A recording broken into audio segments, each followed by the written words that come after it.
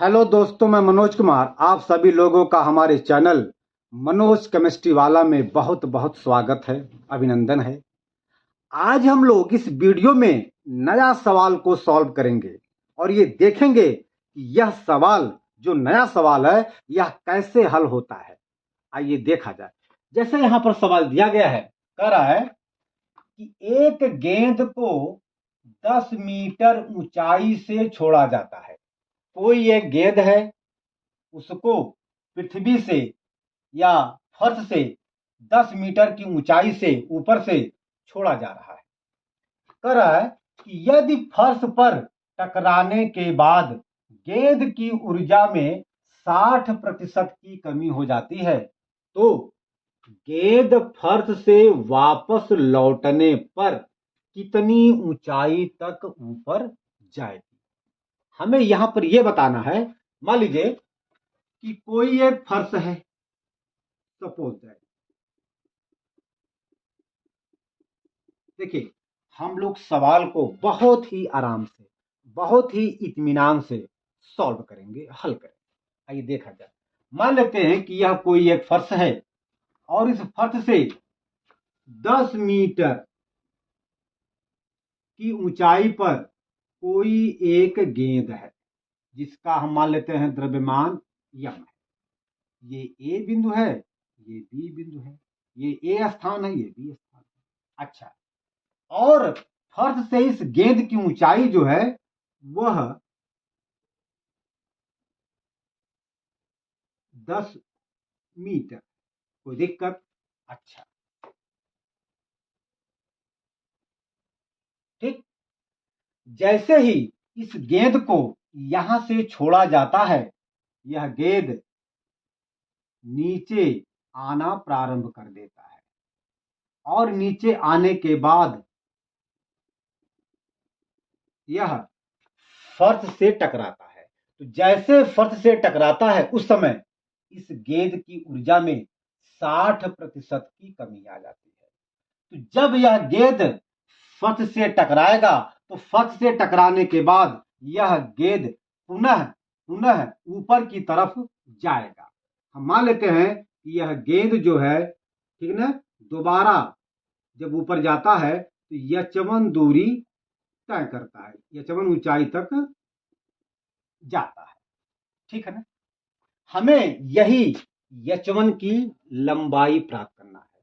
हमें यही यचमन की लंबाई प्राप्त करना है। आप देखे होंगे, यदि हम किसी गेंद को यहां से छोड़ दें तो जब हम इस गेंद को छोड़ेंगे तो यह गेंद फर्श से टकराने के बाद पुनः एक बार फिर ऊपर आती है।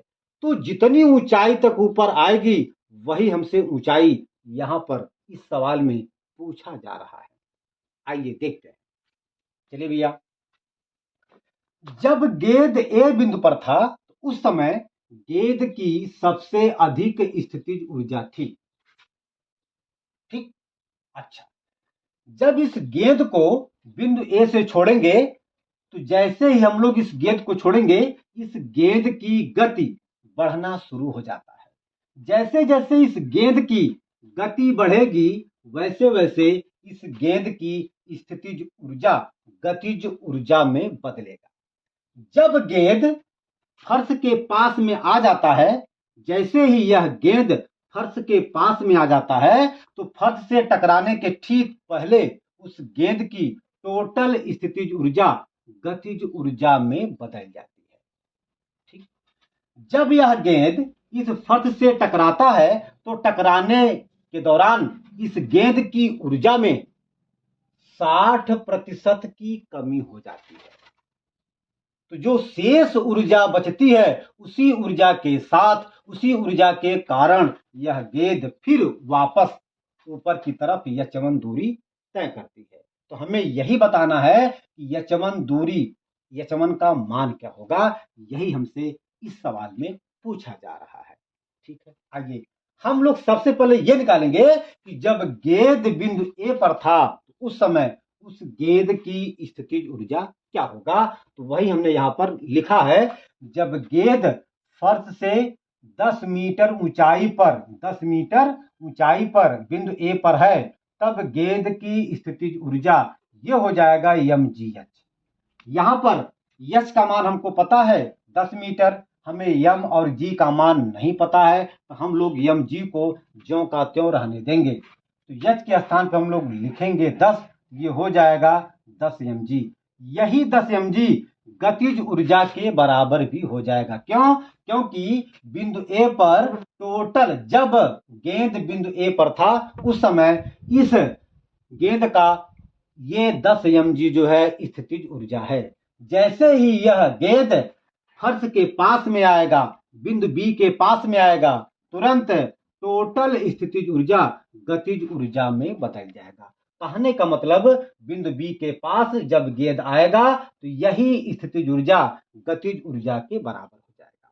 अच्छा, जब यह गेंद इस फर्श से टकराता है तो इसका 60%, इस ऊर्जा का 60% कमी हो जाता है। तो आइए हम लोग इसका 60% जो कमी आएगा उसको हम लोग यहां पर निकालते हैं। लिखेंगे बिंदु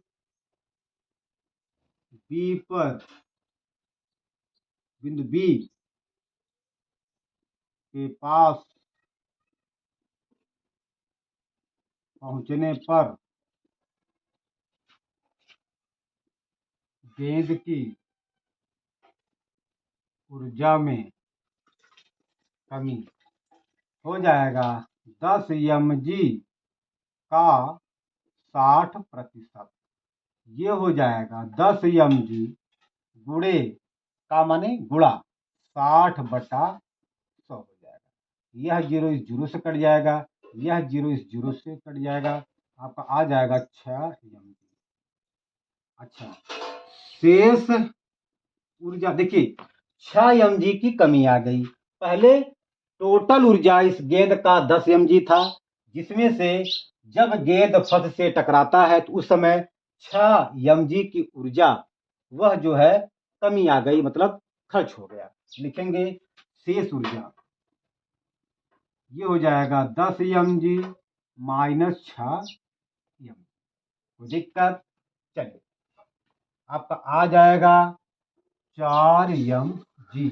यही 4 mg, इसी 4 mg ऊर्जा के कारण गेंद फिर फर्श से टकराने के बाद ऊपर जाएगी। जब ऊपर जाएगी तो यही स्थितिज ऊर्जा, जब गेंद यचमन दूरी पर जाएगा ऊपर, तो इस समय जो भी स्थितिज ऊर्जा यहाँ पे होगा, मान लीजिए पॉइंट सी है, पॉइंट सी पर इस गेंद की जो भी स्थितिज ऊर्जा होगा वह इस 4 mg के बराबर हो जाएगा। क्योंकि जो कमी आई है वही, जो कमी आई है तो उस कमी के बाद जो शेष ऊर्जा बचेगा, उसी ऊर्जा के साथ, उसी ऊर्जा के कारण गेंद फिर फर्श से टकराने के बाद ऊपर जाएगा। जब ऊपर जाएगा तो यही यहां पर बिंदु सी पर स्थितिज ऊर्जा के बराबर हो जाएगा यह ऊर्जा। तो बिंदु सी पर लिखेंगे, बिंदु सी पर स्थितिज ऊर्जा,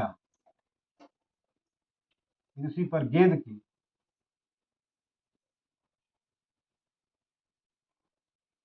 mg यचमन, ये आपका 4 mg के बराबर हो जाएगा। mg से mg कट जाएगा, यचमन का मान आ गया 4 मीटर। यही आपका उत्तर आ जाएगा। कोई दिक्कत? तो ठीक है, आज हम अपने वीडियो का यहीं पे अंत करते हैं। अब हम अगले वीडियो में जो भी टॉपिक होगा उसको हम लोग, टॉपिक मतलब ये हुआ कि अभी भी हम लोग अच्छे अच्छे सवाल को सॉल्व करेंगे। धन्यवाद।